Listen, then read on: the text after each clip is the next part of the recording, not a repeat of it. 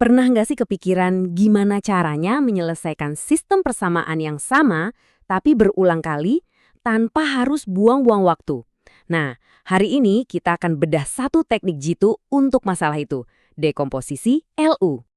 Oke, jadi begini peta perjalanan kita. Kita mulai dari akar masalahnya dulu, lalu kita cari solusinya yang lebih cerdas. Setelah itu, kita bongkar cara kerjanya, lihat gimana proses dua langkahnya yang efisien, dan terakhir, kita intip aplikasi praktisnya di dunia nyata. Yuk, kita mulai dari sebuah skenario yang sering banget terjadi, di mana metode-metode standar mulai terasa kurang efisien.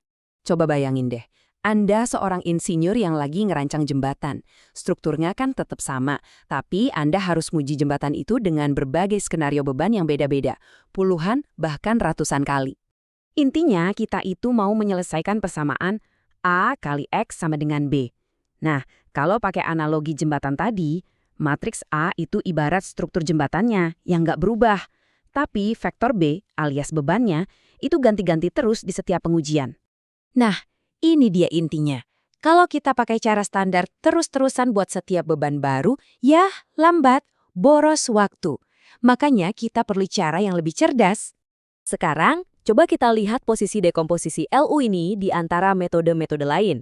Dia ini termasuk metode langsung, satu keluarga sama eliminasi Gauss yang mungkin udah kita kenal. Tapi, perhatiin deh bentuk akhirnya. Beda kan? Disitulah letak keistimewaannya. Dan disinilah letak kecerdasannya. Mindsetnya beda banget.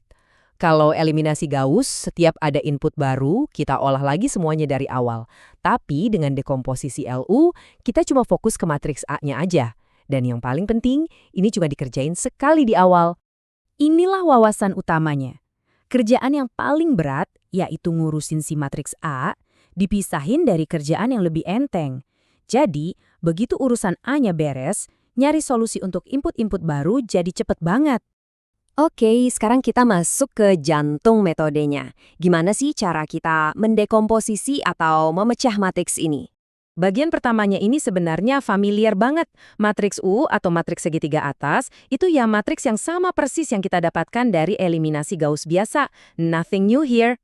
Nah, magicnya itu ada di matriks L, si segitiga bawah. Jadi, matriks ini tuh cerdas banget. Dia mencatat atau menyimpan semua faktor pengali yang kita pakai buat bikin angka 0 di matriks U tadi. Dalam praktiknya, biar hemat memori komputasi, L dan U ini sering banget digabung jadi satu matriks. Coba lihat deh, bagian diagonal dan segitiga atasnya itu untuk matriks U. Nah, bagian bawahnya yang tadinya isinya 0, sekarang diisi sama faktor pengali dari matriks L. Efisien banget. Oke, kita udah punya matriks L dan U. Terus, gimana cara pakainya? Nah, disinilah prosesnya jadi super cepat. Cuma 2 langkah. Ini nih hasil dari semua persiapan kita. Prosesnya simple banget. Langkah pertama, kita selesaikan dulu LY sama dengan B.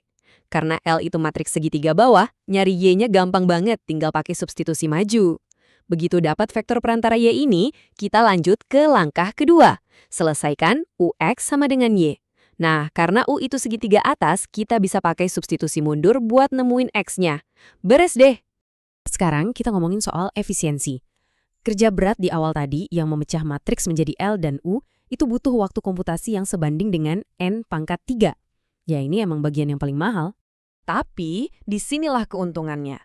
Setiap kali kita mau cari solusi buat vektor B yang baru, biayanya itu cuma N kuadrat.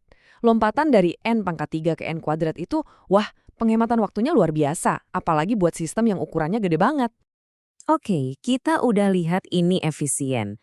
Tapi sebenarnya metode ini dipakainya di mana aja sih? Dan ada versi lain nggak? Ternyata ada beberapa rasa dekomposisi LU. Yang paling umum itu Doolittle. Ini yang paling mirip sama eliminasi Gauss. Ada juga Kraut, konsepnya mirip.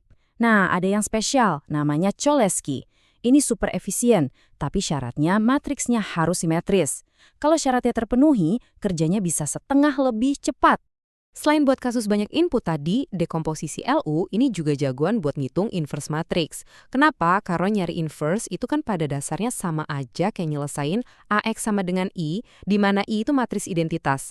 Nah itu artinya kita nyelesain sistem yang sama dengan N buah vektor B yang berbeda.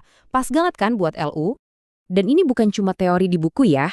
Metode ini tuh jadi tulang punggung di hampir semua library komputasi numerik kayak NumPy di Python. Biasanya implementasinya udah dioptimalkan banget biar super kenceng. Jadi, takeaway utamanya adalah tentang sebuah strategi yang cerdas. Kerja keras di awal, biar kerjaan-kerjaan berulang di kemudian hari jadi jauh lebih gampang. Prinsip ini kuat banget loh, bukan cuma di algebra linier, tapi juga di banyak aspek lain dalam pemecahan masalah. Coba deh pikirin, di mana lagi kita bisa terapkan prinsip investasi di awal ini?